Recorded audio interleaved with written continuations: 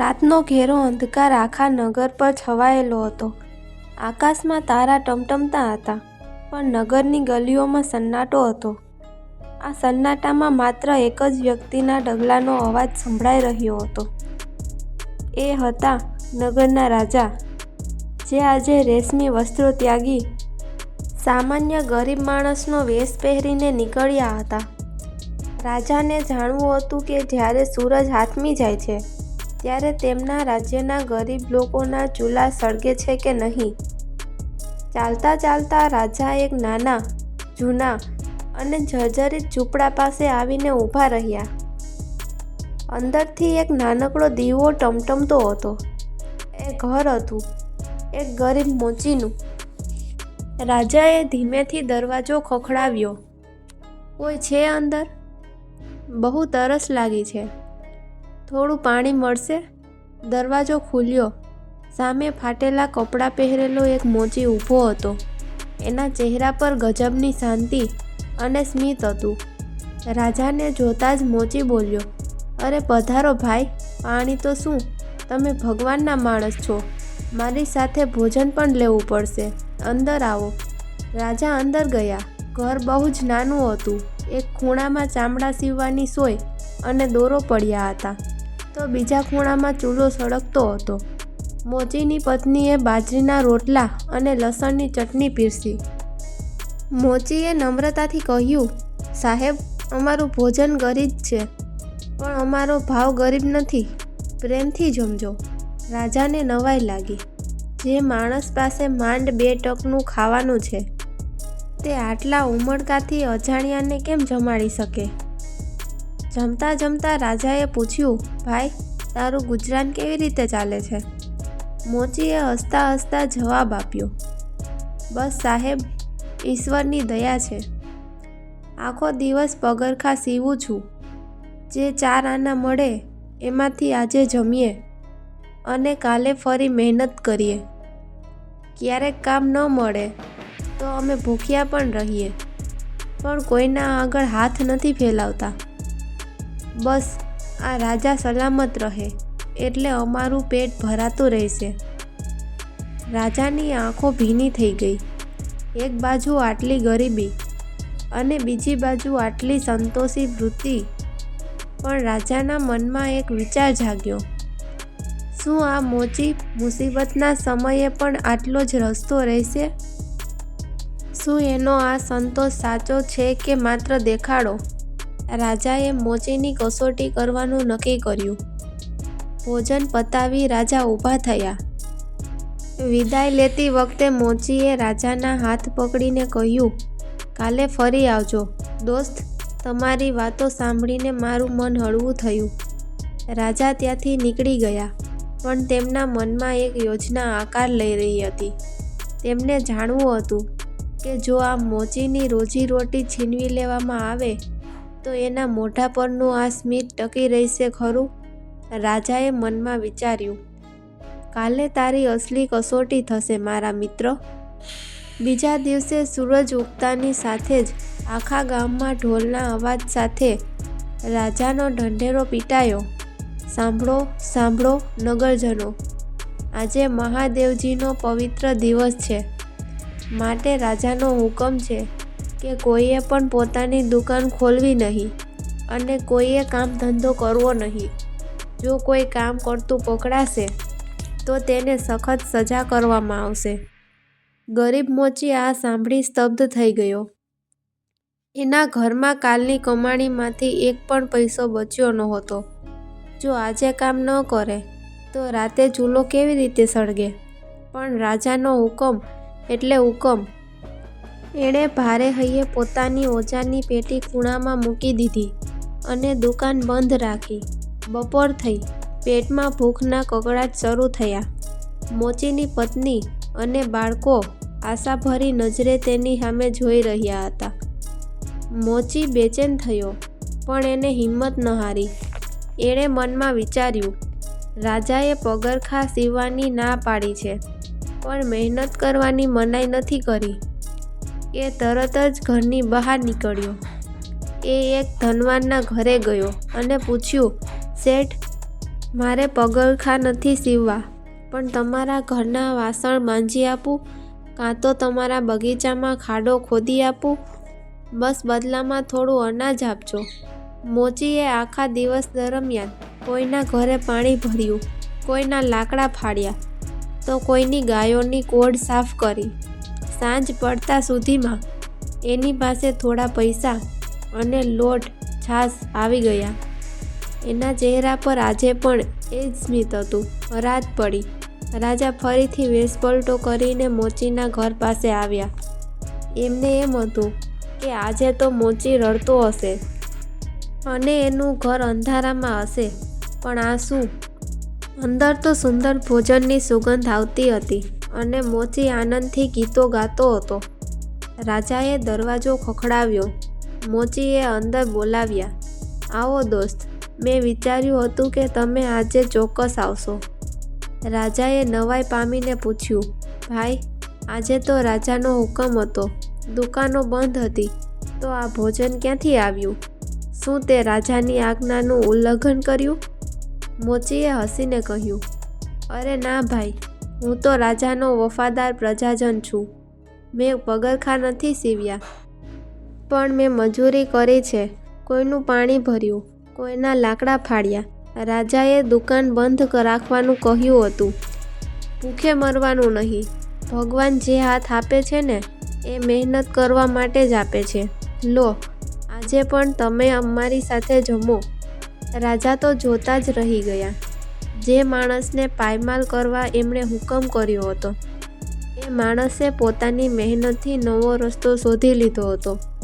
રાજાએ ભોજન તો લીધું, પણ એમનો અહંકાર જાગ્યો.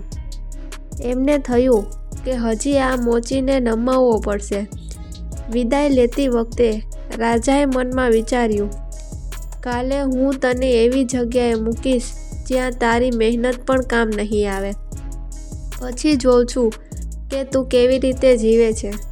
બીજા દિવસે સવારે હજુ તો સૂરજની પહેલી કિરણ ધરતી પર પડી હતી. ત્યાં જ રાજાના સૈનિકો મોચીના ઘરે પહોંચી ગયા. મોચી ગભરાઈ ગયો. શું મારાથી કોઈ ગુનો થયો છે? સૈનિકોએ કહ્યું, ના, રાજાએ તને યાદ કર્યો છે. તારે અત્યારે જ દરબારમાં હાજર થવું પડશે. મોચી દરબારમાં પહોંચ્યો. રાજા સિંહાસન પર બિરાજમાન હતા. એમણે ગંભીર અવાજે કહ્યું, મોચી, તારી પ્રામાણિકતાના બહુ વખાણ સાંભળ્યા છે. આજથી તારે મારા મહેલના દરવાજે કોટવાલ તરીકે ચોકી કરવાની છે. આ લે, આ રાજવી તલવાર. આને તારી કેળે બાંધ અને આજનો દિવસ તારે અહીં જ ઊભા રહેવાનું છે. પણ યાદ રાખજે, તને આજે કોઈ પગાર નહીં મળે. મોચી મૂંઝવણમાં મુકાઈ ગયો. એ પગરખાં સીવનાર માણસ. એના હાથમાં રાજાએ તલવાર પકડાવી દીધી. આખો દિવસ એ તાપમાં ઊભો રહ્યો. એનું ગળું સૂકાતું હતું અને મનમાં એક જ ચિંતા હતી. જો આજે મજૂરી કરવા નહીં જવાય અને પગાર પણ નહીં મળે, તો સાંજે ઘરે બાળકોને શું ખવડાવીશ? સાંજ પડી. કચેરી બંધ થઈ. મોચી ખાલી હાથે ઘરે પાછો ફર્યો. એનો ચહેરો ઉદાસ હતો. પત્નીએ પૂછ્યું, શું થયું? આજે કંઈ નથી લાવ્યા? મોચીએ બધી વાત કરી. પત્ની ખૂબ જ સમજદાર હતી. એણે કહ્યું, ધીરજ રાખો. ઈશ્વર કોઈને ભૂખ્યો ઊંઘાડતો નથી. એક દિવસ ઉપવાસ કરીશું તો કંઈ વાંધો નહીં આવે. પણ મોચીને ચેન નહોતું પડતું. એ વિચારવા લાગ્યો, આ તલવાર તો માત્ર શોભાની છે. મારે કોઈની સાથે યુદ્ધ તો કરવું નથી. અચાનક એના મગજમાં એક વીજળી જેવો વિચાર આવ્યો. એણે પાસે પડેલી એક મજબૂત લાકડી લીધી. આખી રાત જાગીને એણે એ લાકડીને એવી રીતે છોલી અને ઘાટ આપ્યો કે તે આબેહૂબ રાજાની તલવાર જેવી દેખાવા લાગી. એણે એના પર સુંદર મૂઠ બેસાડી અને જૂના મ્યાનમાં લોખંડની તલવાર કાઢીને લાકડાની તલવાર ભરાવી દીધી. પછી એ ચૂપચાપ બજારમાં ગયો અને અસલી લોખંડની તલવાર એક લુહારને ત્યાં વેચી આવ્યો. એ પૈસામાંથી એણે સીધું સામાન, દૂધ અને મીઠાઈ લીધી. રાતે જ્યારે વેશપલટો કરીને રાજા ફરીથી મોચીના ઘરે આવ્યા ત્યારે એમણે જોયું કે મોચી તો આજે કાલ કરતાં પણ વધુ ખુશ હતો. રાજાએ પૂછ્યું, કેમ દોસ્ત, આજે તો તે આખો દિવસ ચોકી કરી, 1 રૂપિયો પણ મળ્યો નથી, તો આ મિજબાની ક્યાંથી? મોચીએ ખડખડાટ હસીને કહ્યું, અરે ભાઈ, આપણો રાજા છે ને એ સાવ ભોળો છે. એણે મને તલવાર આપી પણ ભેટ ભરવા પૈસા ન આપ્યા. એટલે મેં યુક્તિ કરી, મેં તલવાર વેચી દીધી અને એના પૈસામાંથી આ જમવાનું લાવ્યો છું. હવે મ્યાનમાં લાકડાની તલવાર છે. રાજાને ક્યાં ખબર પડવાની છે? મારે ક્યાં કોઈનું માથું કાપવાનું છે? રાજા અંદરથી હસી પડ્યા પણ ઉપરથી ગંભીર રહ્યા. એમને મોચીની આ હાજર જવાબી અને મુસીબતમાં રસ્તો કાઢવાની કળા ગમી ગઈ. પણ હજી એક છેલ્લી અને ભયાનક કસોટી બાકી હતી. રાજાએ વિચાર્યું, જો આવતીકાલે હું એને કોઈનું માથું કાપવાનો હુકમ કરું તો આ લાકડાની તલવાર એને ફાંસીએ ચડાવશે કે બચાવશે? બીજા દિવસે સવાર પડી. મોચી મ્યાનમાં લાકડાની તલવાર ભરાવીને નિશ્ચિંત થઈને કચેરીએ પહોંચ્યો. એને એમ હતું કે આજે પણ ગઈકાલની જેમ શાંતિથી ચોકી કરવાની હશે. પણ આજે વાતાવરણ કંઈક અલગ જ હતું. આખી સભા ભરાયેલી હતી. મંત્રીઓ અને નગરજનોથી દરબાર ખીચોખીચ ભરેલો હતો. રાજા સિંહાસન પર ગંભીર મુદ્રામાં બેઠા હતા. અચાનક રાજાએ બૂમ પાડી, પેલા નવા કોટવાલને અંદર બોલાવો. મોચી ધ્રુજતા પગે અંદર ગયો. રાજાએ તેની સામે એક નિર્દોષ માણસને ઊભો કર્યો જે ભયથી થરથર કાંપતો હતો. રાજાએ ગર્જના કરી, કોટવાલ, આ માણસે રાજદ્રોહ કર્યો છે. હું તને હુકમ કરું છું કે તારી કેડે લટકતી તલવાર અત્યારે જ બહાર કાઢ અને એક જ ઝાટકે આનું માથું ધડથી અલગ કરી નાખ. જો તું આ કામ સફળતાપૂર્વક કરીશ તો તને સોના મહોરોનું ઇનામ મળશે. પણ જો તે આનાકાની કરી તો તારી ખેર નથી. આ સાંભળી મોચીના પગ નીચેથી જમીન સરકી ગઈ. એના હાથ ધ્રુજવા લાગ્યા. એક બાજુ રાજાનો હુકમ હતો અને બીજી બાજુ એ નિર્દોષ માણસની કરુણ આંખો. સૌથી મોટી મુસીબત એ હતી કે એની મ્યાનમાં તલવાર નહીં પણ લાકડાનો ટુકડો હતો. જો એ તલવાર બહાર કાઢે તો રાજાને છેતરવાનો ગુનો સાબિત થાય અને એને મોતની સજા મળે, અને જો ન કાઢે તો પણ રાજાનો હુકમ ટાળવાનો ગુનો લાગે. મોચીએ વિનંતી કરી, મહારાજ, આ માણસ તો ગરીબ લાગે છે, એને માફ કરી દો. પણ રાજાએ ગુસ્સામાં કહ્યું, તારે મને શિખામણ આપવાની જરૂર નથી. તલવાર ખેંચ અને એનું માથું ઉડાડી દે. મોચી સમજી ગયો કે હવે બચવાનો કોઈ રસ્તો નથી. એણે આંખો બંધ કરી અને ઈશ્વરને યાદ કર્યા. એણે મનમાં કહ્યું, હે ભગવાન, મેં ક્યારેય કોઈનું ખોટું કર્યું નથી. મેં તલવાર વેચી કારણ કે મારે મારા પરિવારનું પેટ ભરવું હતું. આજે એક નિર્દોષનો જીવ જોખમમાં છે. હે પ્રભુ, તું જ મારી લાજ રાખજે. આખી સભા શ્વાસ રોકીને જોઈ રહી હતી. મોચીએ આકાશ તરફ જોઈને જોરથી કહ્યું, હે પરમેશ્વર, જો આ માણસ નિર્દોષ હોય અને મેં મનમાં કોઈ પાપ ન રાખ્યું હોય તો મારી આ લોખંડની તલવાર અત્યારે જ લાકડાની બની જજો. આટલું બોલીને મોચીએ ઝાટકા સાથે મ્યાનમાંથી તલવાર બહાર કાઢી. આખી સભામાં સન્નાટો છવાઈ ગયો. લોકોની આંખો ફાટી રહી ગઈ. મોચીના હાથમાં ખરેખર લાકડાની તલવાર હતી. લોકો એકબીજા સામે જોવા લાગ્યા. પુરોહિતો બોલી ઉઠ્યા, ચમત્કાર! આ તો સાક્ષાત ઈશ્વરનો સંકેત છે કે આ માણસ નિર્દોષ છે.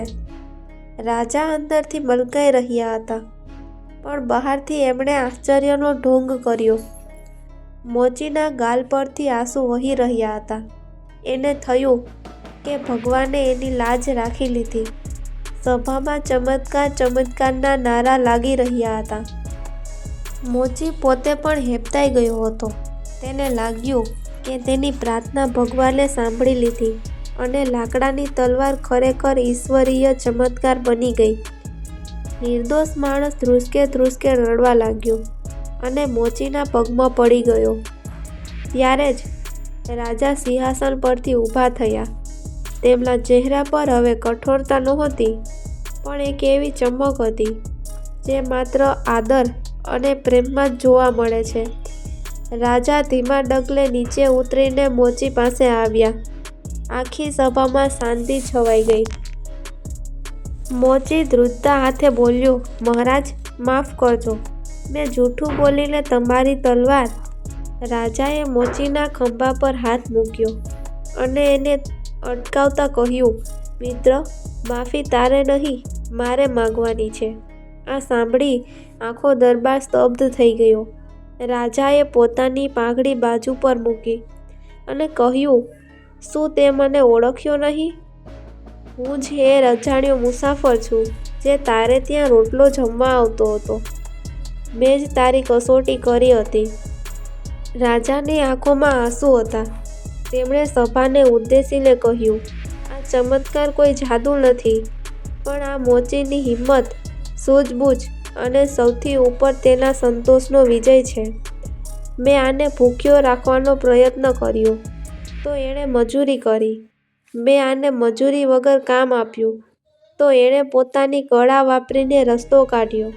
પણ સૌથી મોટી વાત તો એ છે કે આટલી ગરીબી હોવા છતાં એના આંગણે આવતા અજાણ્યા અતિથિને એણે ક્યારેય ભૂખ્યો નથી કાઢ્યો. રાજાએ તરત જ મંત્રીને આદેશ આપ્યો અને થાળ ભરીને સોના મહોરો મંગાવી.